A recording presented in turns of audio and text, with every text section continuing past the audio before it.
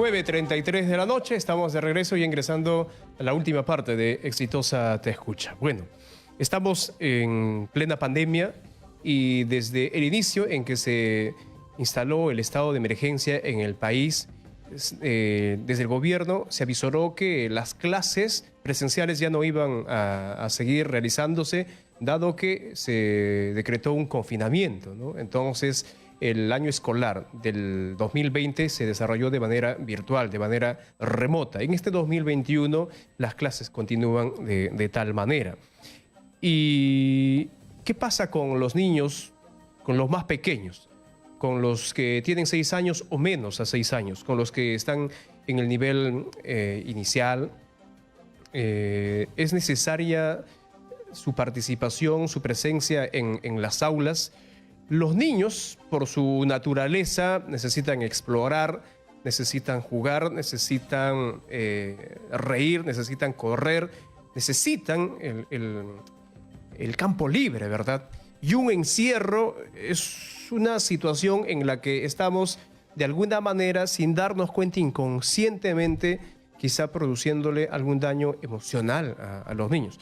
Y los que somos padres sabemos justamente cómo nuestros niños extrañan la calle, cómo nuestros niños extrañan los centros recreacionales, los parques donde los niños podían jugar, divertirse, jugar, saltar, subir, etc. Y debido al encierro, y como padres nos hemos preocupado muchísimo por ellos, entonces hemos tenido que mantenerlos cautivos, ¿no? Tan solo que por la ventana de la casa puedan seguir en contacto con la calle. Y hay niños que seguramente han generado, producto a ese confinamiento, el encierro, cuadros de ansiedad, de estrés. Me ha tocado vivir una situación así, por la que entonces, en algún momento digo, no puedo seguir así. O sea, mi temor como padre es de que mi hijo se pueda enfermar, ¿no? Pero también emocionalmente algo está pasando con mis niños, que me reclaman: papi, quiero ir a jugar, papi, llévame al parque. Entonces, de alguna manera, y poniendo, por supuesto, los protocolos por delante, aplicando los protocolos, los cuidados necesarios, tengo que sacar a mis niños a la calle, a dar una vuelta, a jugar, para que sigan ellos en contacto con el aire libre, con el campo, con lo que es parte de su naturaleza. Vamos a conversar con Regina Moromisato. Ella es vocera del colectivo Retorno Seguro. Y con ella vamos a hablar acerca si la educación en los niños menores de 6 años que no están en clases presenciales deberían de retornar a las aulas. ¿Qué dice Regina, a quien le damos la bienvenida? Regina, buenas noches. Estamos con Regina. Me avisan en producción. ¿Qué ha pasado con Regina?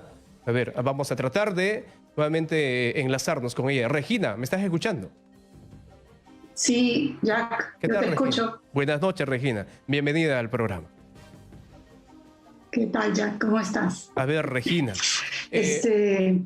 Nada, Jack, primero agradecerles, Exitosa, y agradecerte a ti también por este espacio, ¿no? Para conversar sobre un tema que no ha tenido mayor cobertura, por así decirlo. Ajá. Y es un tema tan importante que tiene que ver con la primera infancia, ¿no? En la primera infancia, aquí en el Perú se entiende de los niños desde los entre 0 y 6 años, ¿no? de edad.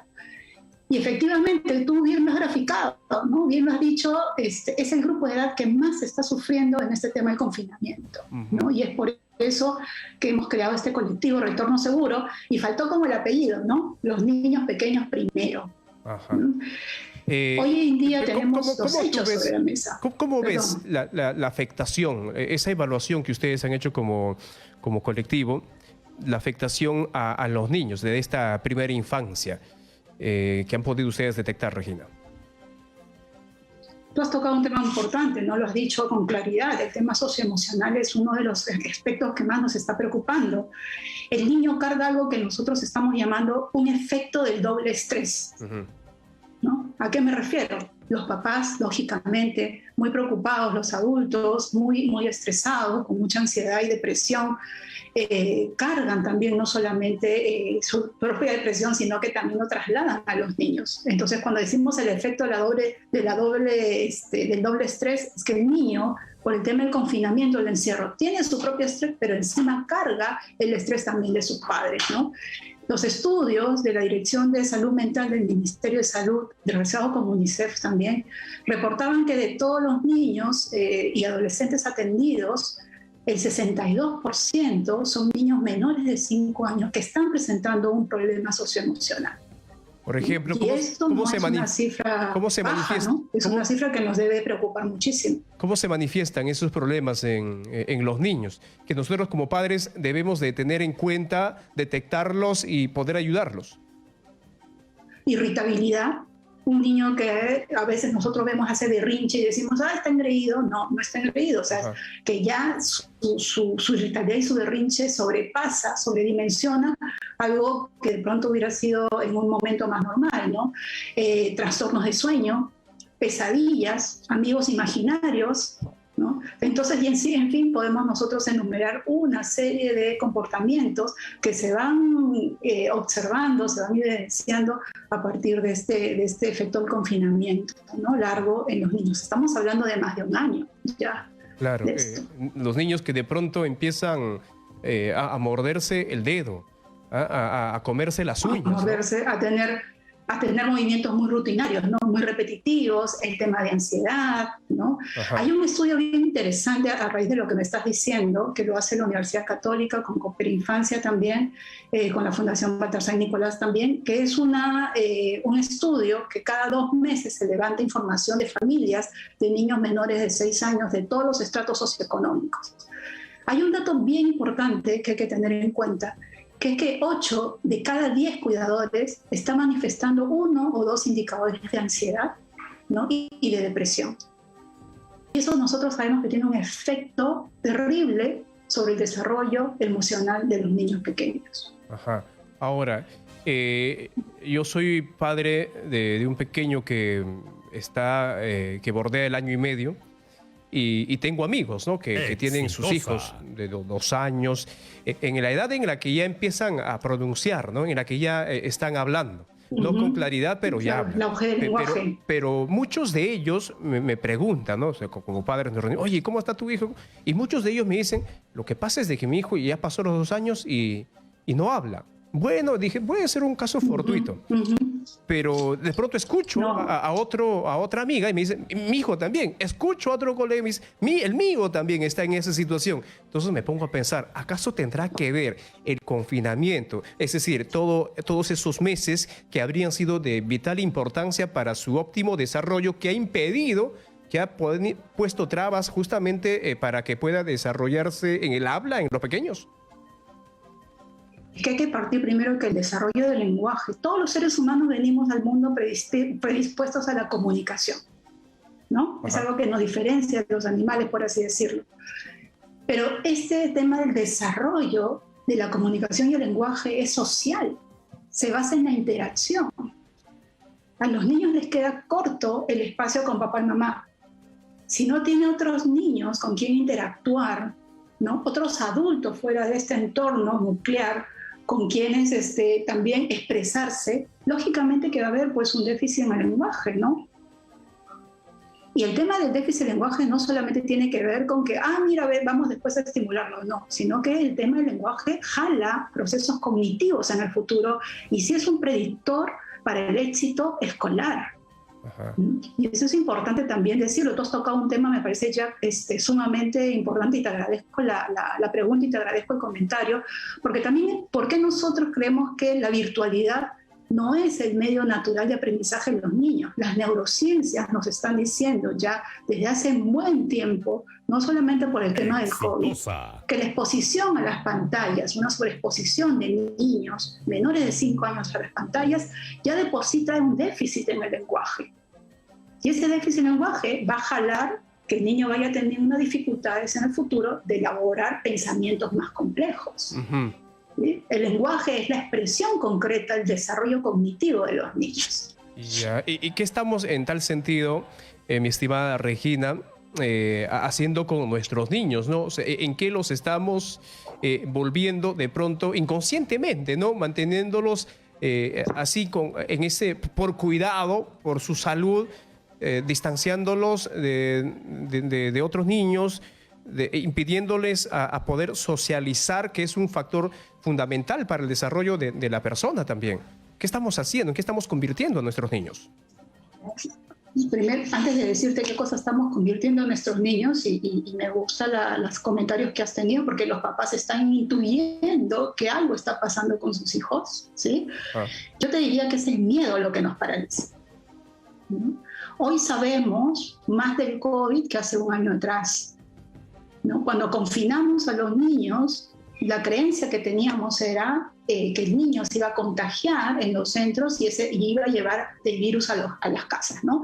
En algún momento escuchaba yo algo así como que los matabuelitos, ¿no? Ajá. Entonces eso fue creencia básicamente. Hoy, ¿no? Luego de un trabajo colaborativo con tantos centros de investigación en el mundo, sabemos que los niños no son vectores del COVID. O sea, quiere decir los niños no son portadores del COVID. Eso en primer lugar. En el segundo, otra de las cosas importantes que debemos saber es que si el niño menor de 6 años se contagia menos, y cuando se contagia, incluso los efectos del COVID son menos agresivos o son leves comparados con los menos vulnerables, ¿no? Son los menos vulnerables si lo comparamos, por ejemplo, con la población adulta mayor. Exactamente. Entonces no ha habido un motivo de confinamiento. En muchos países se dijo, lo último que se cierran son las escuelas, lo primero que se abren son las escuelas. ¿No? En Sudamérica tenemos prácticamente todas las escuelas abiertas, menos Perú y Venezuela, ¿no? Ahora, creo que Ecuador también ya empezó un proceso de retorno también. Por lo que ustedes, a través de este colectivo, de la cual tú eres vocera, están proponiendo de que los niños puedan retornar presencialmente a las aulas. Sí. Lo que quiero mandarle el mensaje a tus oyentes y a los padres de familia es que retornar no significa retornar de la manera como sabíamos antes del COVID.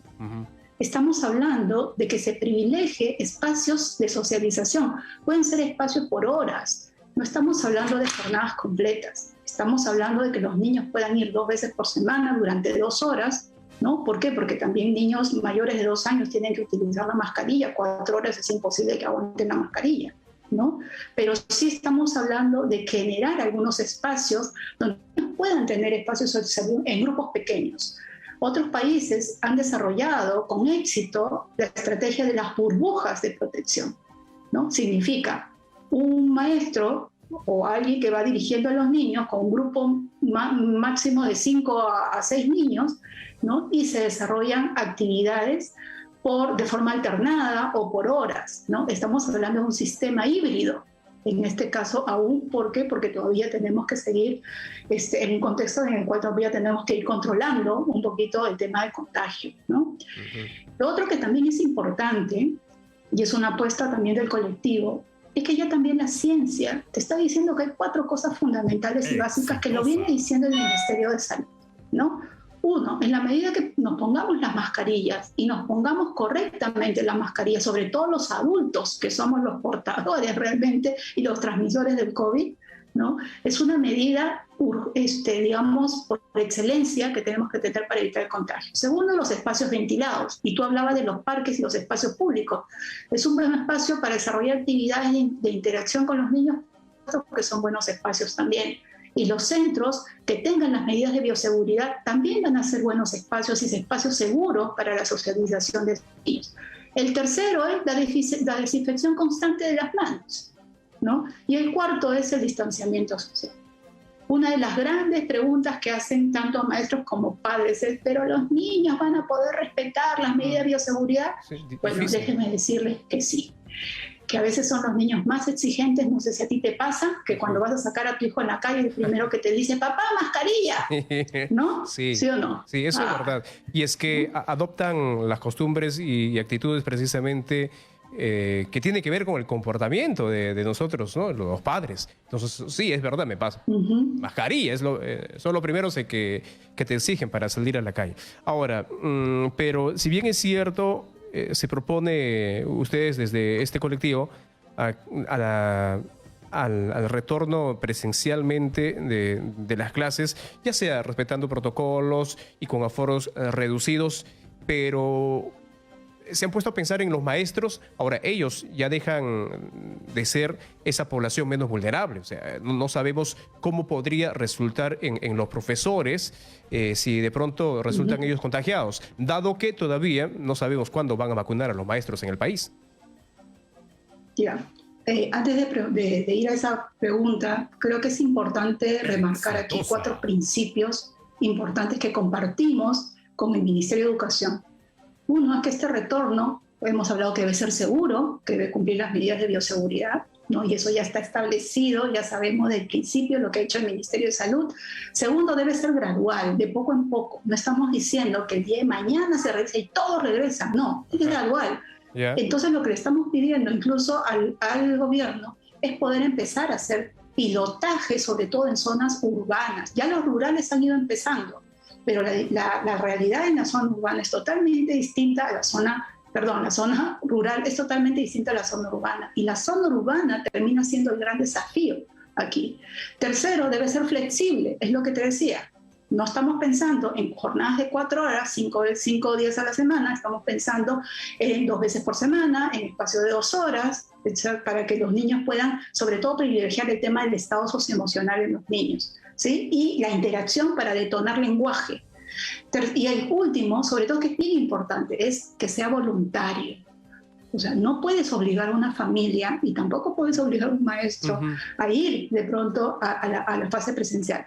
Hay maestros que si tienen una condición, un factor de comorbilidad, como niños que pueden tener un factor de comorbilidad, o como que en la casa no hay condiciones para que retornen, pues todavía tendrán que llevar el tema, digamos, a distancia. A mí no me gusta hablar de virtualidad en niños pequeños, me gusta hablar de una educación a distancia. Ahí encuentro el equilibrio, precisamente, Regina, a este pedido que ustedes hacen, ¿no? Del retorno a la educación presencial. Regina, a mí me queda agradecerte por haber conversado con nosotros, por tu tiempo prestado, Regina. No, gracias a ti, Jack. Yo creo que hay que hacer un esfuerzo, todos como país, ¿no? El tema del retorno seguro no compete solamente ni a un centro jardín, ni solamente a Mis Educación, ni solamente... Yo creo que es una tarea de todos, ¿no? Y todos tenemos que poner ahí el hombro, porque los niños están sufriendo. Y ese es el último mensaje que les quiero dejar. Regina, los niños están sufriendo y está en nuestras manos ayudarlos. ¿Eres madre, Regina? Sí, soy madre ya de chicos más grandes. Ajá, ¿no? Muy bien, Regina. Te preguntaba porque quiero desearte que tengas un bonito domingo, este 9 de mayo, el Día de la Madre. Un saludo personal y desde todo el equipo de Exitosa Perú. Muchas gracias. Muy bien, Regina. Que tengas una excelente noche. Gracias por atendernos. Regina Moromisato, vocera del colectivo Retorno Seguro, conversando en Exitosa Te Escucha. Bueno, en estos últimos